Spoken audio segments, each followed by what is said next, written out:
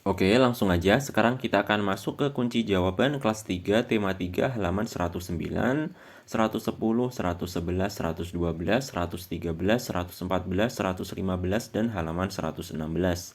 Oke, sekarang kita akan mulai dari kunci jawaban halaman 109 di bagian ayo berdiskusi. Nah, di sini ada bacaan yang judulnya Aneka Wujud Benda Sebagai Anugerah Tuhan. Mari kita baca sama-sama. Benda diciptakan Tuhan dengan beraneka ragam wujudnya. Pernahkah kamu membayangkan jika wujud benda hanya satu? Apa yang akan terjadi? Setiap benda mempunyai wujud, mempunyai sifat dan fungsinya masing-masing. Kamu telah mempelajari benda dan sifatnya, coba lengkapilah bagian berikut ini. Nah, ini ada bagiannya, kita disuruh untuk mengisi jawaban dari bagian ini ya. Untuk benda berdasarkan wujudnya itu ada padat, cair, dan gas. Untuk benda padat memiliki sifat yaitu bentuknya tetap, contohnya yaitu meja, kursi, dan batu. Selanjutnya ada benda cair memiliki sifat yaitu mengikuti bentuk wadahnya, contohnya yaitu air, sirup, dan kecap. Dan yang terakhir ada benda gas yang memiliki sifat yaitu mengikuti bentuk wadahnya, contohnya yaitu udara, asap, dan awan. Nah, itu adalah jawabannya yang sudah saya tuliskan di dalam bagian ini. Silahkan bisa kalian salin dulu di lembar jawab kalian. Kalian bisa jeda dulu video ini, kalian tulis dulu jawabannya hingga selesai. Baru setelah selesai silahkan kalian bisa lanjut lagi menonton video ini. Oke, sekarang kita lanjut ke bawahnya ya. Kita sekarang masuk ke kunci jawaban halaman 110 di bagian ayo mengamati. Nah, di sini ada perintah lakukan secara berkelompok. Pilihlah satu tempat untuk melakukan pengamatan. Perhatikan benda-benda yang ada di tempat tersebut. Catatlah benda-benda yang ditemukan pada tabel berikut. Nah, ini untuk jawabannya silahkan kalian sesuaikan dengan hasil pengamatan kalian di tempat yang sudah kalian tentukan ya. Di sini sebagai contohnya saya tuliskan seperti ini untuk jawabannya. Tabel pengamatan, lokasi pengamatan di sini sebagai contoh yaitu ruang perpustakaan. Ini bisa kalian sesuaikan dengan lokasi pengamatan kalian, misalnya di ruang kelas atau di halaman sekolah dan lain-lain. Silahkan kalian bisa sesuaikan dengan kelompok kalian. Benda yang diamati di sini untuk nomor 1 nama bendanya yaitu kursi, bahan pembentuknya kayu, wujud bendanya padat, dan fungsi bendanya yaitu tempat duduk dan lain-lain. Silahkan bisa kalian baca sendiri ya. Nah, untuk jawaban yang ada di tabel ini juga silahkan kalian sesuaikan dengan benda-benda yang kalian dapati di tempat pengamatan kalian ya. Oke, itu adalah contohnya. Sekarang kita lanjut ke kunci jawaban halaman 111. Kita masuk sekarang di bagian ayo menulis. Di sini ada perintah tuliskan dalam bentuk cerita tentang wujud benda di sekitarmu. Perhatikan penulisan huruf besar dan tanda baca. Nah, ini untuk jawabannya kalian bisa jawab seperti ini. Manfaat benda beraneka wujud. Suatu hari, Dayu berkunjung ke rumah Siti. Dayu ingin belajar tentang wujud benda bersama Siti. Siti menjelaskan bahwa kita dapat menemukan berbagai macam benda di lingkungan sekitar.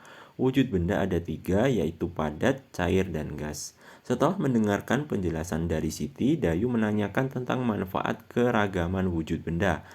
Siti menjelaskan bahwa benda-benda yang berada di sekitar kita dibuat dari bahan yang disesuaikan dengan kegunaannya. Kita harus bersyukur Tuhan menciptakan benda-benda dengan beragam wujudnya. Dengan wujud yang berbeda, aneka benda di alam saling melengkapi. Misalnya saja, dalam membuat sebuah bangunan, kita memerlukan campuran batu bata, pasir, semen, dan air agar batu bata dapat merekat dengan kuat. Batu bata tidak dapat merekat dengan kuat tanpa semen dan semen tidak akan jadi perekat yang baik tanpa air. Nah, itu adalah jawabannya. Silahkan bisa kalian tulis di lembar jawab kalian ya. Oke, di atas tadi adalah alternatif yang pertama. Selanjutnya di bawah ini ada jawaban untuk alternatif lain. Silahkan kalian bisa memilih, pilih jawaban yang di atasnya tadi atau yang di bawahnya ini. Oke, sekarang kita baca untuk alternatif selanjutnya. Oke, ini ada, kita bisa buat cerita seperti ini.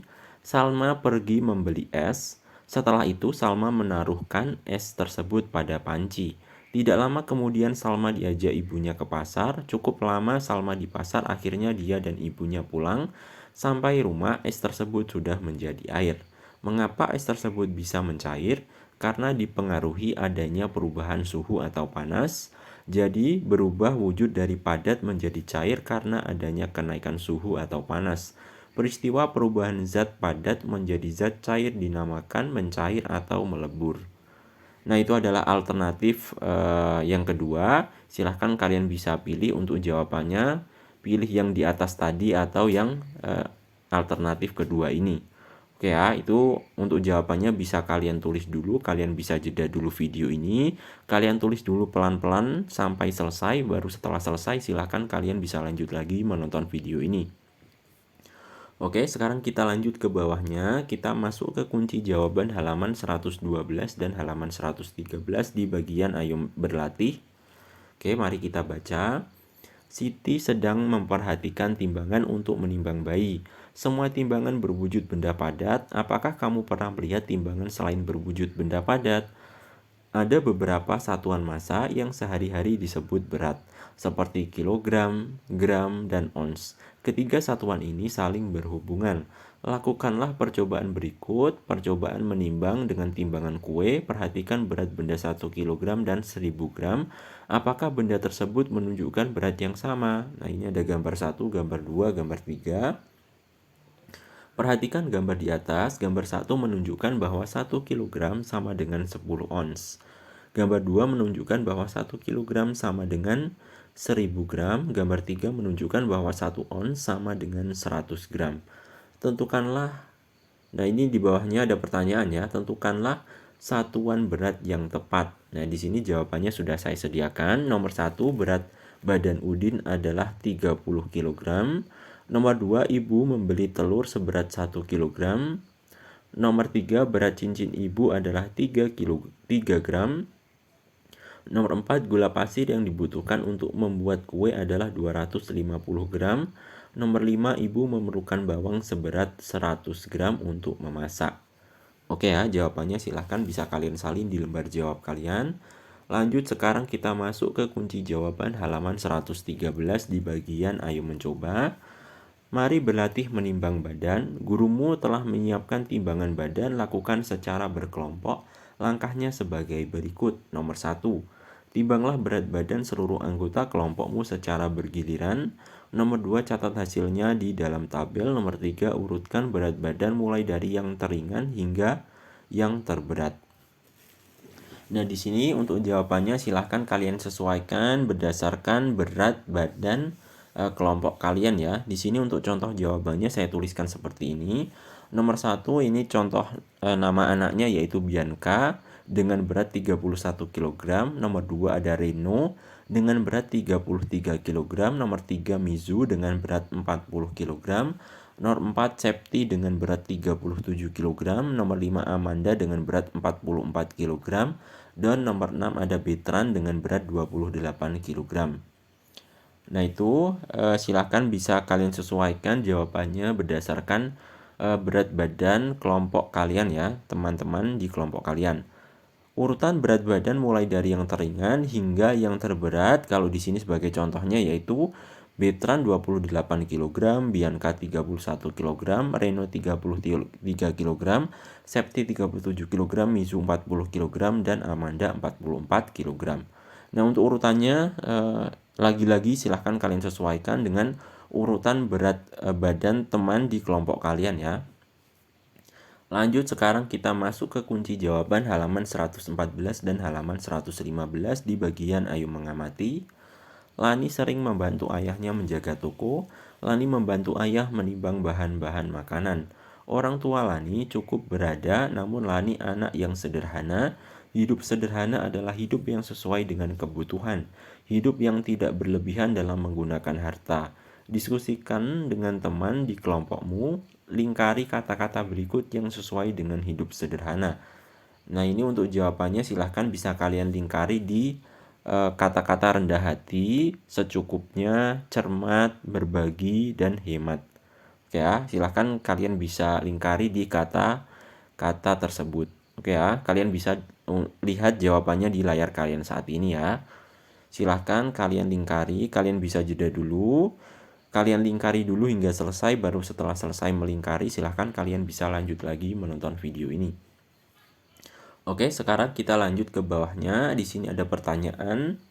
Jelaskan pilihanmu di depan kelas, mengapa sikap sederhana penting diterapkan dalam kehidupan sehari-hari. Tuliskan pendapatmu. Nah, untuk jawabannya silahkan kalian tulis seperti ini. Sikap sederhana penting diterapkan dalam kehidupan sehari-hari. Dengan bersikap sederhana kita akan lebih pandai bersyukur. Sikap sederhana akan mengajarkan kita untuk lebih menghargai barang dan uang, serta mengajarkan kita untuk tidak boros.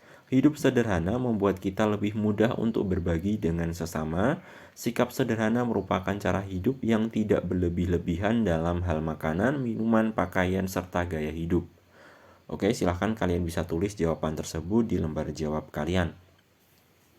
Lanjut, sekarang kita masuk ke kunci jawaban halaman 115 di bagian ayo berdiskusi. Diskusikan bersama temanmu. Diskusi tentang contoh sikap sederhana dalam kehidupan sehari-hari. Tuliskan dalam bentuk cerita pada kolom berikut. Nah, untuk jawabannya adalah seperti ini ya. Silahkan bisa kalian salin jawaban ini di lembar jawab kalian. Jawabannya yaitu pola hidup sederhana tidak hanya berlaku di lingkungan rumah, tetapi harus pula diterapkan di sekolah. Beberapa contoh perilaku menunjukkan pola hidup sederhana dalam kehidupan sehari-hari antara lain, yaitu nomor 1, tidak berlebihan dalam makanan dan minuman. Nomor 2, tidak berlebihan dalam berpakaian. Nomor 3, menggunakan barang atau alat elektronik yang masih bisa digunakan. Nomor 4, tidak pamer dengan kendaraan yang kita miliki. Nomor 5, rajin menabung. Nomor 6, suka berbagi dengan orang lain. Nomor 7, tidak mementingkan keinginan melainkan mendahulukan kebutuhan. Nomor 8, belanja sesuai dengan kebutuhan saja. Oke, itu adalah jawabannya. Silahkan bisa kalian tulis di lembar jawab kalian. Lanjut, sekarang kita ke bawah. Kita sekarang memasuki kunci jawaban halaman 116 di bagian ayo berlatih. Kamu telah belajar tentang sikap sederhana, kemudian renungkan pernyataan berikut. Jawablah pernyataan berikut dengan jujur, beri tanda centang sesuai jawabanmu. Nah, untuk jawabannya kalian bisa tulis seperti ini. Untuk nomor 1 pernyataan, saya telah mengerti arti hidup sederhana. Silahkan kalian bisa centang setuju. Nomor 2, saya telah menerapkan hidup sederhana. Nah, ini silahkan kalian sesuaikan dengan keadaan kalian ya. Apakah kalian sudah menerapkan hidup sederhana atau belum? Di sini sebagai contohnya saya centang di ragu-ragu. Lanjut nomor 3, keluarga saya telah menerapkan hidup sederhana. Lagi-lagi ini jawabannya silahkan kalian sesuaikan dengan kehidupan kalian di keluarga kalian. Di sini sebagai contoh saya centang di setuju. Nah, nomor 4 dan nomor 5 ini silahkan kalian sesuaikan dengan keadaan kalian ya. Apakah sudah sesuai atau belum? Kalian bisa centang pilih yang mana. Oke ya. Nah, itu tadi adalah jawaban-jawaban yang ada di video ini. Mudah-mudahan yang saya sampaikan pada hari ini dapat bermanfaat dan sampai jumpa di video selanjutnya.